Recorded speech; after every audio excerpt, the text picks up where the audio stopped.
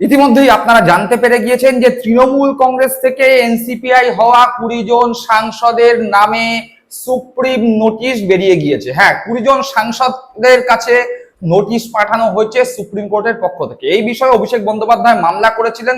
তার আগে অভিষেক বন্দ্যোপাধ্যায় লোকসভার যে স্পিকার ওম বিড়লার কাছে দাবি করেছিলেন, বলেছিলেন এই 20 জন সাংসদের সাংসদ পদ বাতিল করা হোক। কিন্তু সেই বিষয়ে ওম বিড়লা কোন রকম সিদ্ধান্ত না নেয় অবশেষে অভিষেক বন্দ্যোপাধ্যায় সুপ্রিম কোর্টে মামলা করেন এবং সেই মামলার ভিত্তিতে সুপ্রিম কোর্টের পক্ষ থেকে 20 জন সাংসদের নামে নোটিশ জারি হয়েছে। তাদের কাছ থেকে জানতে চাওয়া হয়েছে তাদের অবস্থান কি, তারা কোন দলে আছেন।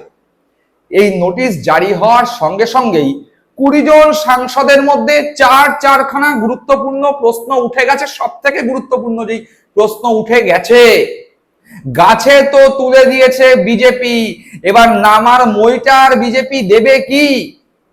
তৃণমূল কংগ্রেস থেকে ভাঙিয়ে এনসিপিআই তো করে ফেলেছে বিজেপি, কিন্তু এবার এদের দায় কি নেবে? আইনি যুদ্ধের সঙ্গ কি দেবে বিজেপি?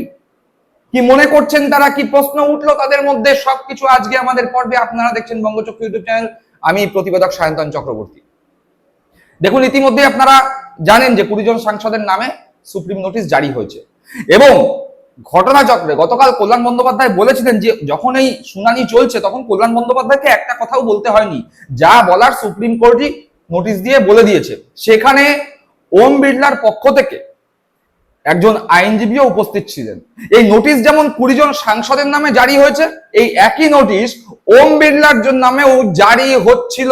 ঠিক সেই মোমেন্টে বা সেই মুহূর্তে ওই ওম বিড়লার পক্ষ থেকে যেই আইনজীবী উপস্থিত ছিলেন তিনি উঠে দাঁড়িয়ে বলেন যে না, আমি ওম বিড়লার পক্ষ থেকে আছি, ওম বিড়লার বক্তব্য আমি জানাবো, সেই কারণে ওম বিড়লার নামে আর নতুন করে নোটিশ জারি হয়নি।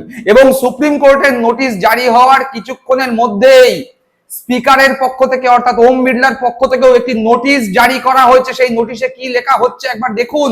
সেই নোটিশে লেখা হচ্ছে I am directed to forward here with a copy of the petition dated 18 June 2026 made by Sri Abhishek Banerjee MP and leader of All India Trinamool Congress in Lok Sabha against you to the Honorable Speaker, Lok Sabha under Rule 6 of the members of Lok Sabha disqualification on ground of defection Rule 1985. You are requested to kindly furnish your comments on the petition in terms of Rule 7(3) of the said rules within 7 days of the receipt of this letter for consideration of the rule, Honorable Speaker, Lok Sabha. অর্থাৎ লোকসভার সম্মানীয় speaker, supreme notice জারি হওয়ার কিছুক্ষণের মধ্যেই এই notice এই 20 জন সাংসদের নামে জারি করেছে এবং জারি করে তাদের অবস্থান জানতে চেয়েছে অভিষেক বন্দ্যোপাধ্যায় স্পিকারের কাছে যে পিটিশন করেছিলেন তার প্রসঙ্গে। অর্থাৎ বেজায় ভাপরে এতদিন পর্যন্ত এই লোকসভার স্পিকার এই 20 জন এনসিপিআই সাংসদকে এনসিপিআই দলের মর্যাদা দেননি, তাদের অন্য দলের মর্যাদা দেননি। জানেন, আইন জানেন এবং জানেন যে আইনি ঝামেলায় এই 20 জন সাংসদ জড়াতে পারে, সেই কারণে নতুন দলের মর্যাদা দেননি। কিন্তু তাদের আলাদা করে বসার জায়গা করে দিয়েছেন, আলাদা করে বলবার জন্য সময় দিয়েছেন, কিন্তু আলাদা করে দলের নামের মর্যাদা দেননি। আর ঠিক তারপরেই সুপ্রিম নোটিশের পরেই দেখতে পেলাম যে এবার স্পিকারও, যে স্পিকার তাদের জামাই আদর করে আলাদা বসার জায়গা করে দিয়েছিল, সেই স্পিকারই তাদের কাছে নোটিশ চেয়ে জানতে চেয়েছে অভিষেক বন্দ্যোপাধ্যায় যে পিটিশন করেছিল সেই পিটিশন সম্পর্কে তাদের মতামতটা কি। এ তো গেল মোটামুটি ভাবে সুপ্রিম নোটিশ পাওয়ার পরই লোকসভার স্পিকারের পাল্টি। কিন্তু এই পরিস্থিতিতে মূলত 4টে প্রশ্ন এই 20 জন সাংসদের মধ্যে উঠে গিয়েছে। কি সেই প্রশ্ন?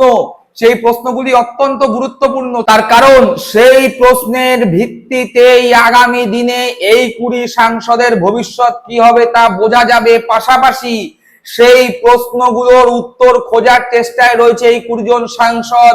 যদি সন্তুষ্টজনক উত্তর তারা খুঁজে না পায়, সেক্ষেত্রে তাদের সাংসদ পদ খারিজ হওয়ার জন্য তারা অপেক্ষা করবে, নাকি কালীঘাট তৃণমূল কংগ্রেসের কাছে ফেরত যাবে, সেটাই এখন দেখবার বিষয়। তা মূলত যেই 4টি প্রশ্ন উঠছে সেই 4টি প্রশ্ন কি কি একবার দেখা যাক।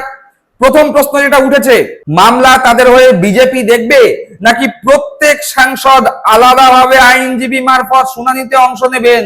অর্থাৎ এই যে অভিষেক বন্দ্যোপাধ্যায়ের করা মামলার ভিত্তিতে 20 জন সাংসদকে নোটিশ পাঠানো হয়েছে। এই 20 জন সাংসদ তো বিজেপির অঙ্গুলি হেলনে মমতা বন্দ্যোপাধ্যায়ের হাত ছেড়ে এনসিপিআই হয়েছে। এনসিপিআই হয়ে বলেছে আমরা এনডিএ এর সঙ্গে আছি, নরেন্দ্র মোদীর নেতৃত্বে দেশ গড়ার কাজ করব। এবার দেশে আইন আছে, দলত্যাগ বিরোধী আইনের সম্মুখীন এরা হয়েছে, সুপ্রিম নোটিশ পৌঁছে গিয়েছে, মামলা হচ্ছে। এবার মামলায় তো এই 20 জন সাংসদকে লড়তে হবে।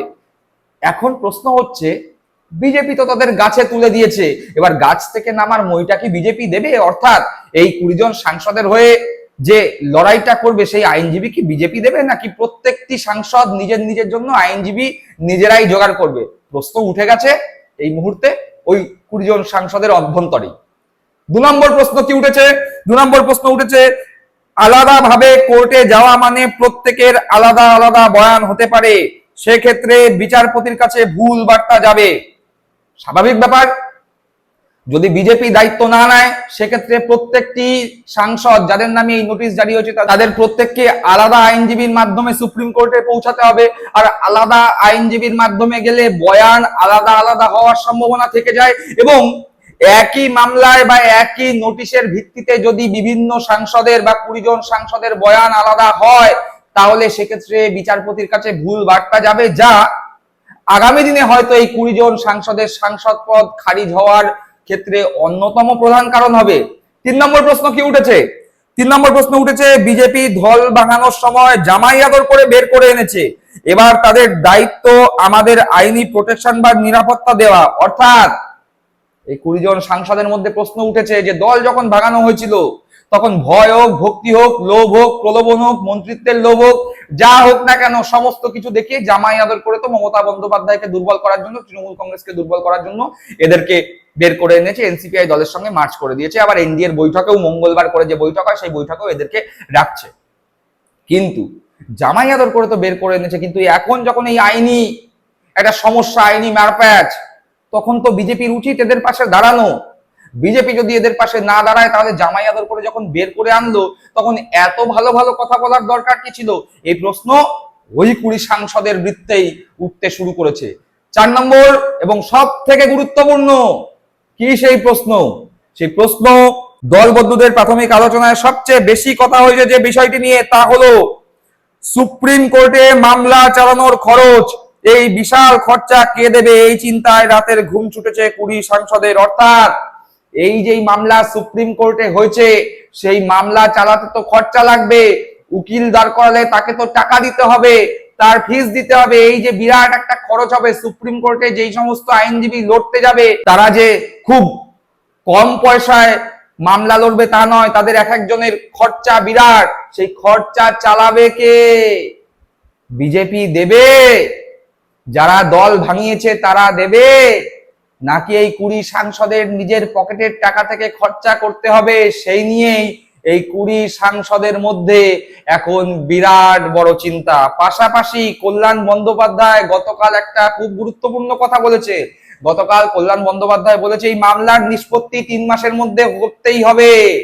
1 মাস ইতিমধ্যেই অতিবাহিত, হাতে রইল আর 2 মাস, অর্থাৎ পুজোর আগেই এই 20 সাংসদের ভবিষ্যৎ প্রায় অন্ধকারের মুখে। কি মনে করছেন দর্শক বন্ধুরা? অবশ্যই কমেন্ট বক্সে কমেন্ট করে জানাবেন। সকলে ভালো থাকবেন, সুস্থ থাকবেন। জয় হিন্দ, বন্দে মাতরম।